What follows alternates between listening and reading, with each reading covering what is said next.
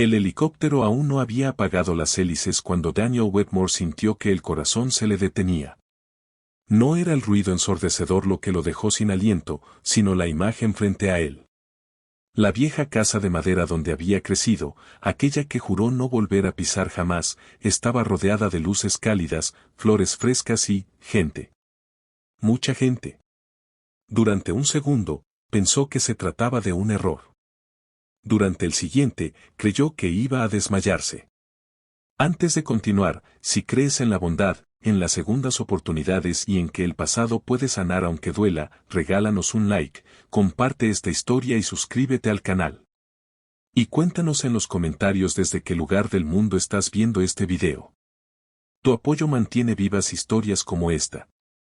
Daniel no había planeado llegar temprano. Su agenda en Nueva York estaba saturada de reuniones, adquisiciones y cifras imposibles de pronunciar sin respirar hondo. Era el fundador de Wetmore Global Investments, un nombre que aparecía en revistas financieras junto a palabras como imparable y visionario. Sin embargo, esa mañana había sentido una opresión extraña en el pecho.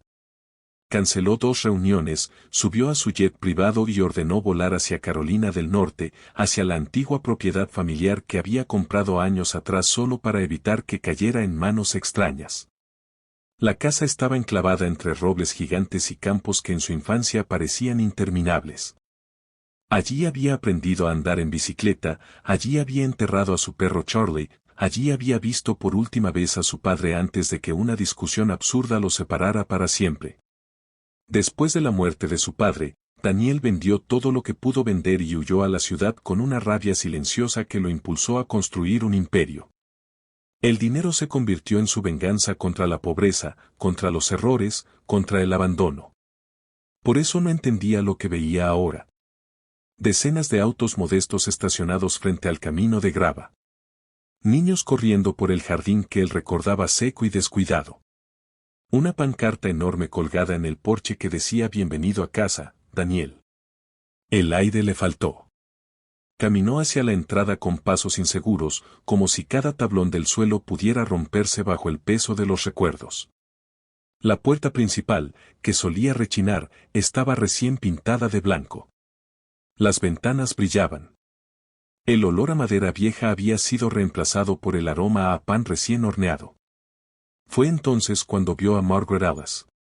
Margaret había sido la vecina de al lado, la mujer que le daba galletas cuando su madre enfermó y su padre trabajaba turnos dobles en la fábrica. Ahora tenía el cabello completamente gris, recogido en un moño bajo, pero sus ojos seguían siendo firmes y cálidos.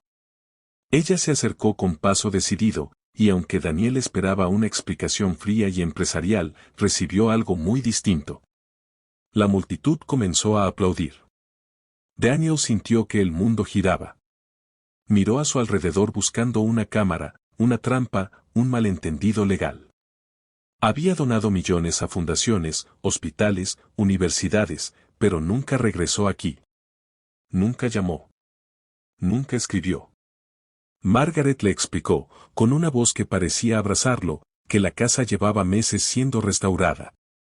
No por inversionistas, no por arquitectos contratados por su empresa, sino por la comunidad. Después de que Daniel comprara la propiedad, muchos temieron que la demoliera para construir algo moderno y frío.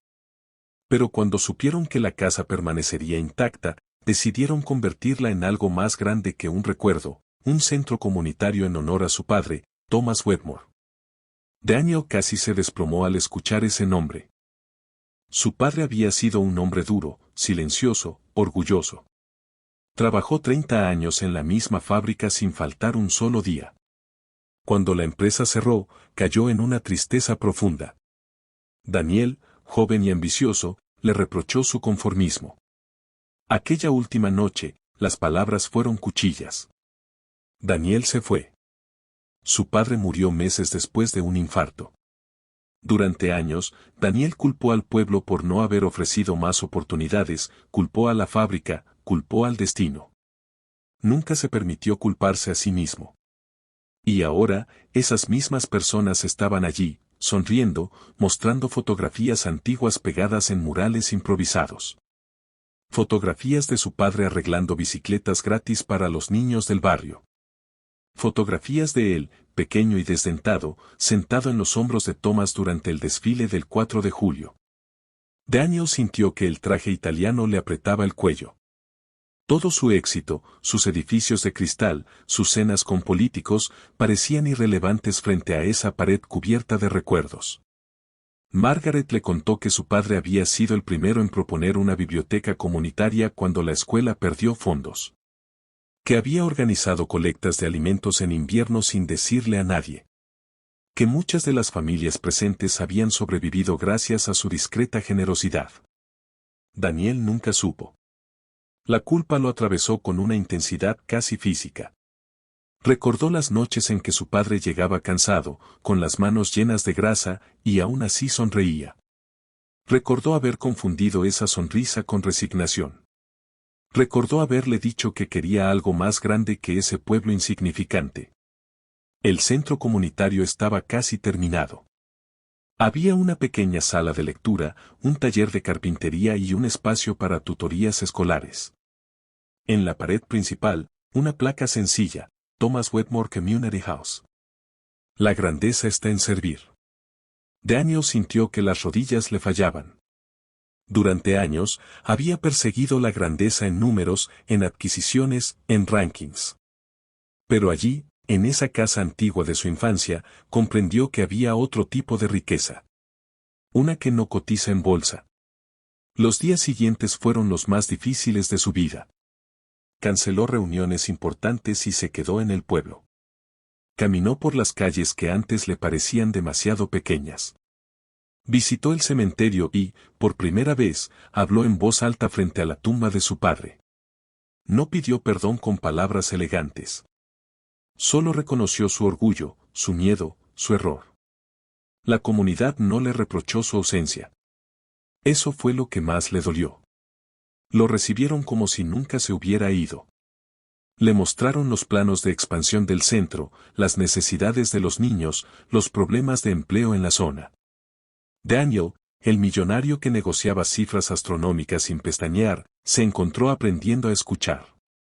Decidió invertir, sí, pero de una forma distinta. No como el magnate que firma cheques desde lejos, sino como el hijo que regresa. Creó un programa de capacitación laboral en honor a su padre, enfocándose en habilidades técnicas para jóvenes sin recursos. Restauró la vieja fábrica para convertirla en un centro de innovación comunitaria. Estableció becas con la única condición de que los beneficiarios regresaran al pueblo al menos una vez al año para compartir lo aprendido. Pero el cambio más profundo no fue financiero. Fue interno. Daniel comenzó a pasar más tiempo allí que en Nueva York. Se permitió recordar sin huir. Se permitió llorar. Se permitió aceptar que el éxito no borra el pasado, pero puede transformarlo si se usa con humildad. Meses después, en la inauguración oficial del centro ampliado, Daniel no llegó en helicóptero. Condujo él mismo por el camino de grava. Bajó del auto sin traje, con una camisa sencilla y mangas arremangadas. Observó a los niños entrar corriendo a la biblioteca y sintió algo que ninguna portada de revista le había dado: paz. La antigua casa ya no era un monumento al dolor, sino un puente entre lo que fue y lo que podía ser. Si esta historia está tocando tu corazón, escribe en los comentarios la palabra hogar. Es una forma de recordarnos que, sin importar cuánto nos alejemos, siempre hay un lugar que nos espera. En su discurso, Daniel no habló de inversiones ni de éxito. Habló de errores. Habló del orgullo que lo cegó. Habló de un padre que enseñó con acciones silenciosas lo que él tardó décadas en comprender. Y mientras el sol caía sobre los robles antiguos, sintió que algo dentro de él finalmente se alineaba. La casa antigua de su infancia, aquella que casi lo hizo desmayarse al verla transformada, se convirtió en el símbolo de su segunda oportunidad. No podía cambiar el pasado, pero podía honrarlo. Antes de que termine este video, quiero pedirte algo desde el corazón. Si esta historia te recordó a alguien, si te hizo pensar en llamar a tus padres, en regresar a tus raíces o en usar tu éxito para ayudar a otros, dale like, compártela y suscríbete. Tu interacción permite que más personas escuchen mensajes de esperanza y reconciliación. Daniel entendió que la verdadera grandeza no está en cuanto acumulas, sino en cuanto devuelves. Y mientras observaba a un niño pequeño sostener un libro en la misma sala donde él soñó por primera vez con escapar, supo que no había perdido su infancia. Solo necesitaba regresar para encontrarla. Porque a veces, el lugar que juramos dejar atrás es el único capaz de enseñarnos quiénes somos realmente.